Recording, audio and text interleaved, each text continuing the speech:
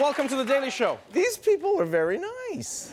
They are very nice. They're very, very nice people. Thank you. Welcome to the show. Yes, thank you for having me. Congratulations on yet another show. I feel like you are one of those people that I have watched my entire life, and yet you have never aged. I just know you in every movie, like you have the same face, and you've played such a wide berth of roles. You play villains, you play good guys, you play like extreme characters, like in Mr. Robot, like one of the baddest people and one of the most complicated characters. Now you're playing a dad in a comedy. Is this a big departure for you? It is. It really is. I don't play a lot of like kind of like heteronormative, nice guys with a nice relationship to his sweet but troubled daughter. Right. It's a new thing for me, and it's also a comedy in a way that it's refreshing for me because I've been doing a lot of serious stuff. I kind of rediscovered after I left Law & Order SVU, which I was on for 11 years. I rediscovered.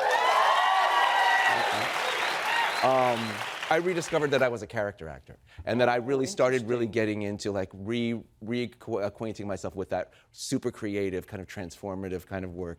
And so then after Mr. Robot, which just finished its last season, this show came along, and it was kind of the perfect thing for me to kind of stretch different muscles, comedy muscles that I hadn't used in decades, and kind of a kind of a sweetness, a warm quality, a family kind of quality, which I really like. The show has a really beautiful storyline and an arc to it because it feels genuine. It's about this family who is Asian, but then it's not like about them being Asian. They're just Asian. Yeah. And then they have a life and they have a story. And people, I don't know if people really understand how rare that is for us, for my community, the Asian community, that for us to have a family that's not there because they're Asian, and because of our representation is so kind of low, that it is a kind of meaningful thing to see a family that's just being a family and having family issues that are not really. So therefore, it's kind of even more universal than an Asian show that's super Asian specific.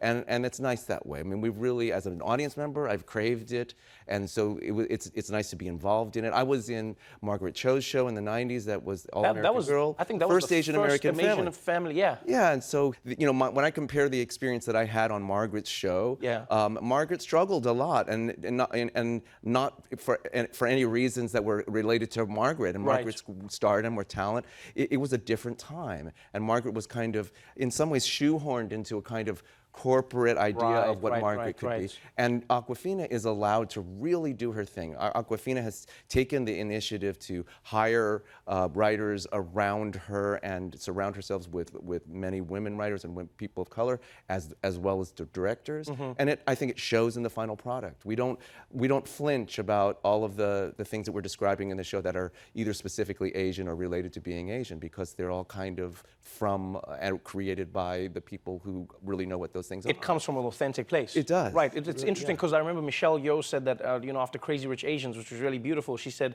"We have no problem laughing at ourselves, but laugh with us, not at us." Yes, absolutely. And there was a history of us being laughed at or derided or whatever. Yes. That it has taken us a long time to even teach people that there's a difference. The difference between those two things. You have a career that is now really, I mean, it spans from comedy shows all the way to giant movies. Like the Jurassic Park / Jurassic World franchise is one that you have been an intricate part of. Did you ever predict that you would become basically the baddest person in a I mean, there's dinosaurs, and like there's like raptors and T-Rexes, and it's like, no, you're the bad guy.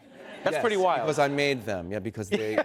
I'm also I don't know what to say about that. I mean, what does it feel like? He was a very benign character in the first movie. Yes, that's what I mean. It was just very like, sweet, and he was kind of related to the original, the book, the first Jurassic Park book, and then he's taken a turn which is much more interesting, and who knows? And there's another movie coming out, in a year and a half. It's all of these things, Trevor. It's like I feel very lucky, and they just kind of come to me, and I'm very lucky that I have this wealth of a menu of things that I get to choose from and get to do them, because it really does allow me to explore my creativity as a character actor and as a creative person.